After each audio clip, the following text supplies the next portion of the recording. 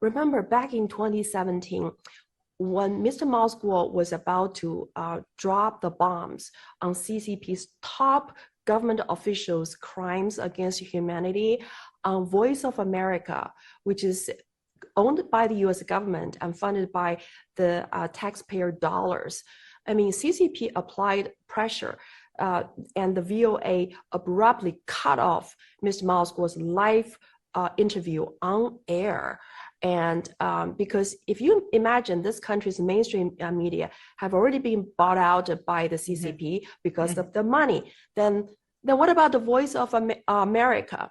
And what about Hudson Institute? Ms. Moskwa was supposedly to give a speech back in 2017 at Hudson Institute. He was going to show an exclusive document personally signed by the CCP president, Xi Jinping. It's known as the 13579 plan.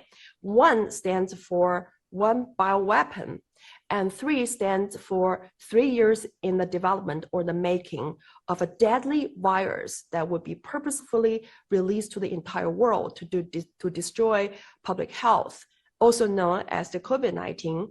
And 5, meaning that this deadly virus will be in effect for 5 years, dragging down 7 countries. That's what 7 stand for. That is the 5 country plus India and Japan, and 9 months coming up with a vaccine to further deteriorate the public health and world economy within 9 months. So he was planning to give this document to the US government agencies and expose the CCP's plan to take down America. Right. But Hudson Institute canceled that speech.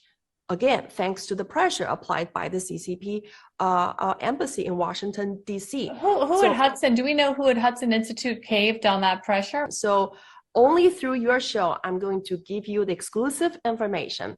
Okay. The cancellation and abrupt shutdown of Moskwa's live interview on Voice of America is also about money. Remember, the head of the Voice of America, Amanda Bennett, her husband is John Granham. He happens to be the president and chairman of Washington Post, and he owns a big business operating in communist China called Kaplan International. So they're relying on the CCP to fund the business. Right. And also for Hudson Institute, somewhere in the higher place of the Hudson Institute has their a child studying in communist China, all paid for by the CCP.